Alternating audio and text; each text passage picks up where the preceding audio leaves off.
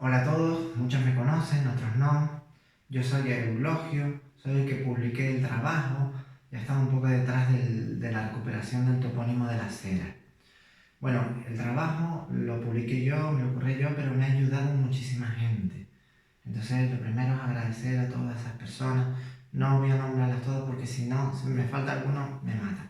Bueno, hago este vídeo porque hay cierta confusión, empieza a haber cierta confusión, mucha gente empieza a utilizar un topónimo, el topónimo original, otras personas se resisten a ello, entonces creo que es necesario un vídeo explicativo para que la gente conozca realmente el origen del topónimo de las Heras y qué es lo que ha pasado ahí con el nombre de aquella playa, de aquel lugar de costa. Bueno, lo primero que hay que saber es el origen de la cera, qué es la cera, de dónde viene eso de la cera. Muchas personas han dicho que la cera viene de barcos, de restos de barcos que limpian los barcos y demás. No es así. La cera realmente es la secreción biliar de un cachalote, o sea, de una ballena. Entonces, cuando este cachalote vomita esa secreción biliar en la superficie del agua, si está la mar tranquila, se quedan solidificados más o menos como en plancha. Si la mar está picada, pues se bate y se quedan como bolas. ¿Ok? Entonces, este es realmente el origen de la cera marina, que hay muchísimas, pero muchísimas más referencias en la antigüedad en Canarias a la presencia de cera marina. Bien, hoy en día no hay tanta cera marina porque cada vez hay menos cachalotes. O sea, Canarias, que siempre ha sido un criadero de cachalotes, pues ya no los hay. Uno, porque los machos emigran fuera, en los periodos de reproducción sí están aquí, pero cuando no, están fuera y ahí los cazan los balleneros. Y otra, sobre todo porque por los jet foil, los barcos rápidos, las lanchas, chocan con los cachalotes que están muy en superficie y los matan. Cada pareja de cachalotes saca como mucho una cría al año, o normalmente es una cría cada 2 años. Entonces, como ustedes comprenderán, cada vez hay menos cachalotes. Los estudios recientes nos están diciendo que hay en torno a unos 200, poco más de 200 cachalotes en Canarias en el año 2016. Y menguando. Entonces, ya sabemos lo que es la cera marina, que técnicamente se conoce como ámbar gris, y esto tuvo unos usos en la antigüedad. Y de hecho hay referencias de Martín y Cuba que nos dice que hasta el tiempo en el que el Hidalgo, hasta en el año 1525, los aborígenes canarios, los aborígenes de Tenerife, concretamente los del sur y también los de Icó, pues hacían labraban codales cortos y gruesos y los depositaban en las playas. Entonces, algunos eran de color gris, otros eran de color un poco más verde. Esas son las referencias históricas. Y luego tenemos otras referencias de Spinoza que nos dicen que, bueno, Spinoza era un predicador, un misionero, y entonces llega a Canarias y está mucho tiempo conviviendo incluso con los aborígenes. Y los predicadores hacen procesiones por las playas de Candelaria, por las playas de Chimisay y también por las playas del sur, entre ellas las playas de la Punta de Abona y La Cera. Cuando Spinoza visita esas playas, las visita y tiene el interés de ver cómo están hechas unas candelas que hay en la playa.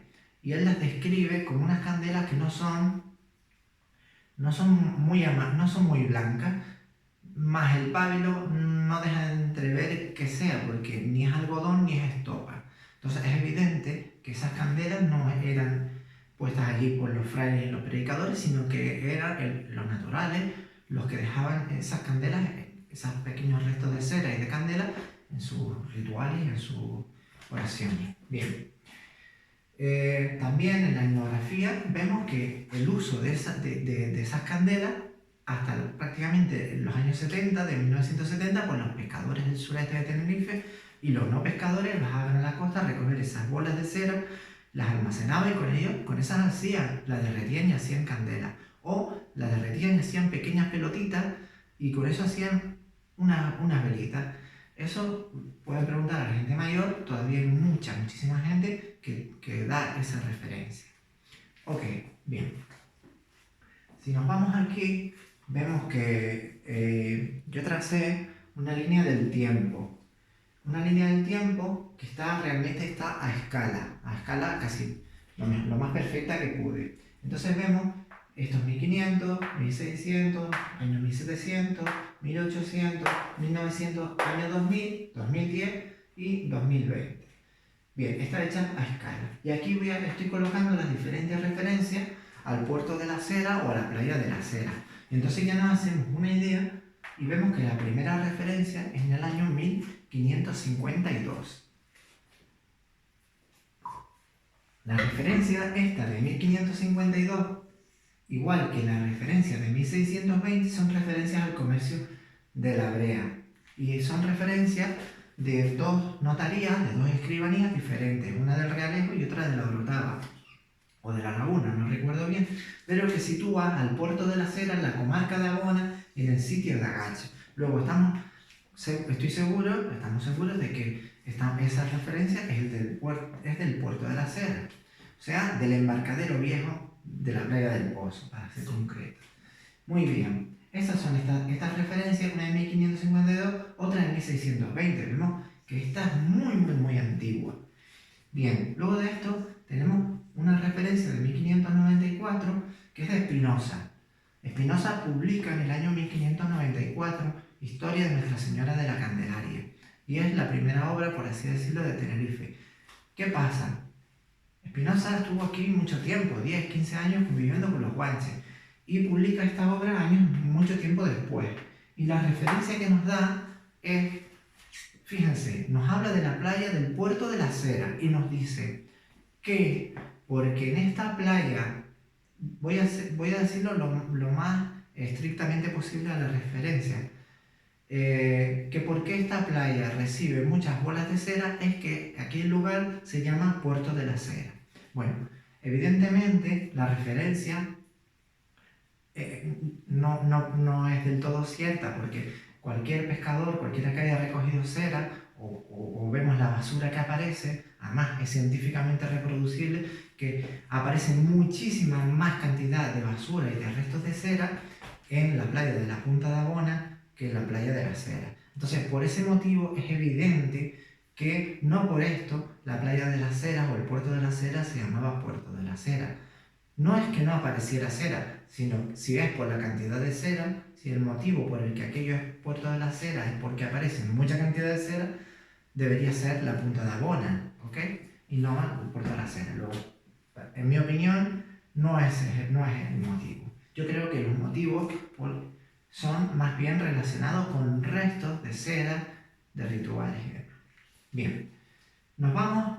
Ya tenemos estas tres referencias y en el año 1723, bien, en el año 1723 hay un conflicto entre Arico y Weimar por ver quién se queda con los feligreses de Fania. Esto lo recoge muy bien el investigador Octavio Delgado y además lo pone en su libro Historia de Fania, la gestación de un pueblo, en la página 101. Si miramos aquí debajo, lo pone perfectamente, se puede leer, y en esta referencia el cura de Arico, intentando demostrar que los feligreses de Fania hacen los pagos en Arico, pues nombra todos los barrios y efectivamente en una parte del mapa pone al mar y al puerto de las Ceras. Es la primera referencia a las Ceras como tal, y además la escribe así, al mar y puerto de las Ceras, con esta S, que no es que fuera un error, sino es el castellano de la época. ¿Ok? Bien, seguimos, y ya en el siglo XIX tenemos una referencia en 1849 en el Diccionario Geográfico Nacional, en la parte de las Islas Canarias, pues hay una referencia de Francisco Peraza, que fue militar y alcalde de Arico por 2 años, y entonces las referencias que da sobre los puertos, pues da el puerto de Abona, tal, Abaibarri y otras referencias, Cueva Honda y entre otras, da la referencia de la playa y el puerto de las Ceras, pero la da ya con C. ¿Ok? Eso son estas referencias. Vamos a ver. Si seguimos en el año 1884, la tengo en rojo anotada porque es la primera referencia no a un lugar de mar, no a un lugar de costa, sino a un barranco que se denomina Barranco de las Heras. Bien, efectivamente se refiere al mismo barranco que desemboca en el Callao de las Heras. ¿Qué pasa? En mi opinión, dadas que tenemos, fíjense, en esta época tenemos ya muchas referencias y ya varios siglos, más de 300 y pico años, o bueno, no he sacado exactamente la cuenta, pero varios siglos, desde la primera referencia aquí, pues han podido pasar 300 y algo años. Pues tenemos muchas referencias al puerto de las Heras y aquí tenemos la referencia al barranco de las Heras. En mi opinión, esto se debe a un error de transcripción, a un error lingüístico, en el que el cartógrafo que va a pie de campo entrevistando y haciendo las anotaciones, hace preguntas sobre los nombres de los lugares y seguramente, es una hipótesis, el canario dice, o el lugareño dice, eso es la playa o el puerto de las Heras. El que lo dice en el conocimiento y con la pronunciación que tiene, pero quizás un peninsular lo entiende mal, porque el canario dice Ceras, las Heras, y puede ser hipotéticamente que el cartógrafo lo que haya entendido es que el canario ha pronunciado mal y que realmente quería decir las Heras, porque si hubiese querido decir las Heras hubiese dicho las Feras. Bueno, es un error lingüístico en mi opinión de mala interpretación del cartógrafo. Lo que pasa es que este mapa en el que aparece, que es de 1884, Octavio Delgado hace un artículo en el que justifica que en la playa y la costa se llama, y el barrio de la playa de las Heras, por esto, obviando todas estas referencias. Bueno, él no tiene estas referencias, pero esta sí la tiene y la presenta en su libro. Y entre esta y esta referencia pasan 161 años. No sé, no la acabo de entender, pero igual se le escapa la referencia o no la ve. Bueno, si seguimos adelante, vemos en el año 1907, si esta referencia era de un mapa militar, aquí ya tenemos otro mapa militar corregido del Ejército de Tierra. Y ahí aparece el nombre del barranco perfectamente, como de las vigas, de la linde, del jurado y de la cera. ¿Ok? Y además, en un libro de López Soler, me acaba de decir un amigo, José Alberto Frías, que le mando un saludo, que aparece que en esta misma fecha, que el arenal de la punta de la Marfea es la playa de las Heras.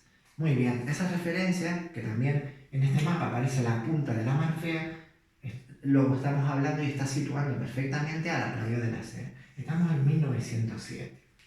Fíjense, en el año 1956, fíjense cómo hemos avanzado en la línea del tiempo. Llegan las primeras fotos aéreas catastrales y ya ahí aparece un conjunto de 10, 12 viviendas que se empieza a crecer, el pueblo se empieza a formar. El pueblo se forma porque los floreros, que son una familia que viene de los roques de la Venteará, de los roques de Fania, y se instala en la Cera, y son los que fundan realmente el pueblo. Y en esta época, en el 79, ya existen documentos notariales, escrituras de propiedad, en los que aparece únicamente como Playa de las Heras. De hecho, el plan parcial del Ayuntamiento de Arico de toda esa urbanización se conocía como Plan Parcial de las Heras. Únicamente. Bien, fíjense, en esta época, el Ayuntamiento de Fania, en los documentos, empieza a aparecer confusión y siempre nombra los documentos oficiales de esta manera: las Heras, las Heras.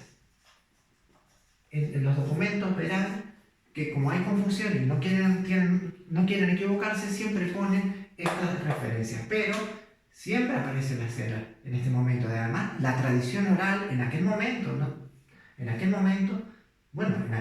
y en todos los siglos anteriores siempre fue la de las Heras.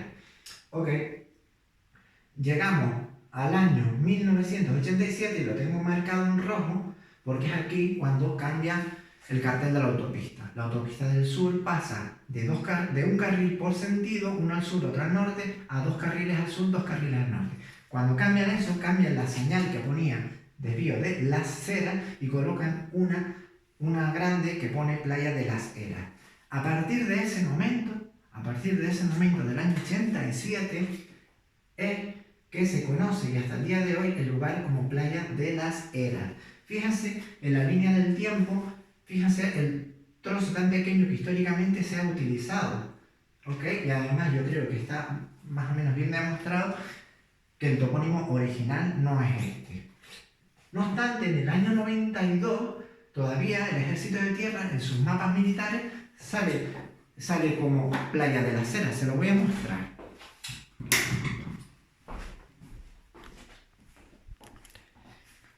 Perdón. A ver, aquí.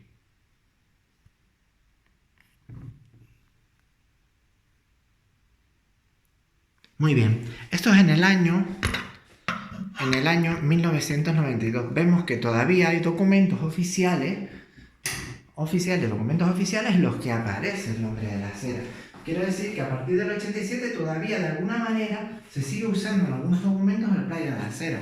Seguramente los documentos de muchos vecinos no pusieran Playa de Las Heras, sino que los documentos oficiales de sus casas, de muchas cosas, pues serían de Las Heras todavía. Ok, y ya llegamos aquí al año 2020, que viene a ser aquí. Muy bien, esta es la cosa. Si vemos, hacemos como una visión general, una vista de altura, y vemos que evidentemente el topónimo original es el de Las Heras y que se ha usado durante la mayor parte del tiempo. Entonces, otras curiosidades que yo no me puedo aguantar en decirlo, porque de verdad es difícil resumir todo esto en un vídeo corto. En Canarias existieron 3 playas de Las Heras. La playa de Chimisay, o la playa del Socorro, como se la conoce ahora. Esa playa toma también el nombre de Playa de Las Heras al principio de la conquista. Y en ella hay una estructura que es un pozo de agua salobre. ¿Ok? De hecho, la imagen, los frailes la dejan allí, o sea, la aparición milagrosa, vamos a decir irónicamente la aparición, es al lado del pozo salobre, ¿ok? Pero es que el pozo salobre igual a ese existían en la playa de Las Heras también, y también con ese nombre, o sea, en la playa de Las Heras, nuestra playa de Las Heras, existieron varios pozos de agua salobre exactamente iguales a ese. Qué casualidad que también en la playa de Archivinico, o sea, lo que hoy es Candelaria, la Basílica de la Candelaria, pues allí también había pozos de agua salobre que en el año 1535, en los documentos en los que el cabildo le cede el terreno a la iglesia, ya se habla de aquellos pozos que son de agua salobre como todo aquel terreno incluyendo el pozo viejo. ¿Se dan cuenta? Que los 3... luego, otra playa de Las Heras está en Lanzarote. Al lado de la playa Papagayo está la playa de Las Heras y la playa del Pozo. Y en esas playas existen pozos de agua salobre. Muy bien.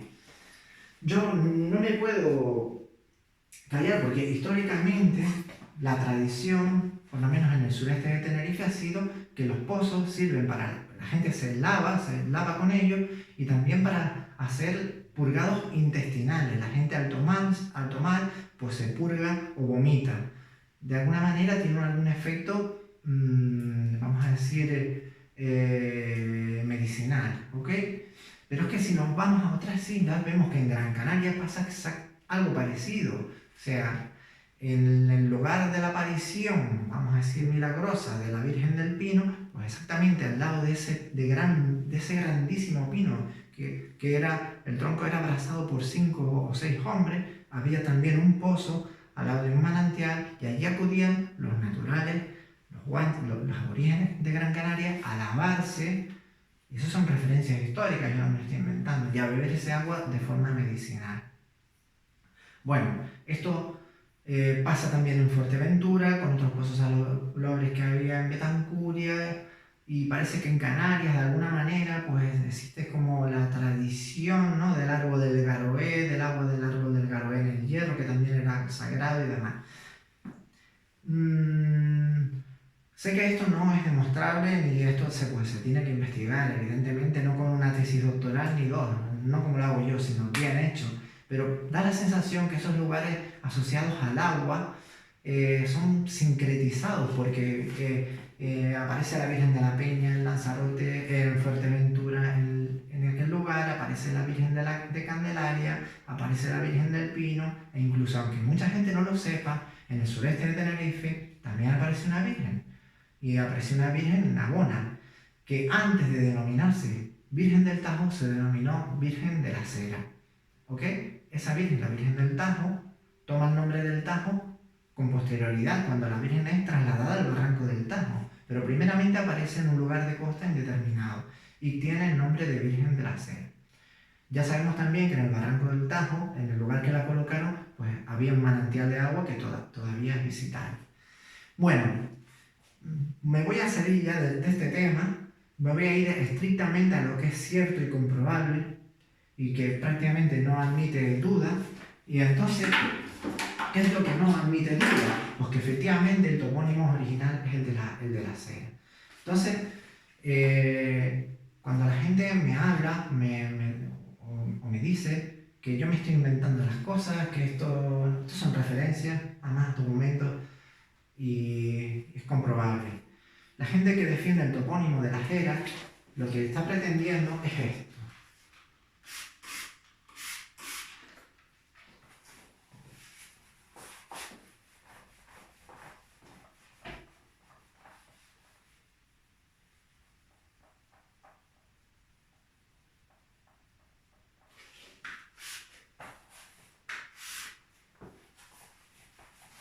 Cuando la gente defiende el topónimo de las eras, realmente lo que está defendiendo es un periodo corto de historia que realmente es un error.